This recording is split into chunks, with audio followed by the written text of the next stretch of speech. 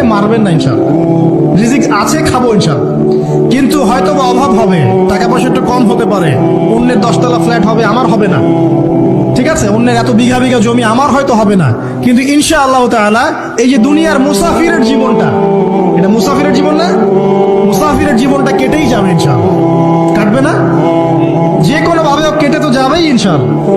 এই যে পরকালের জীবনটা একটা চেতনার শক্তি, জানেন, দুনিয়াতে যত বাধা বিপত্তি আসুক, গাল মন্দ খান, গিবত তহমত খান, কষ্ট হোক, নির্যাতন হোক, একটা বিষয় মনের মধ্যে শান্তি দেয়। কি শান্তি?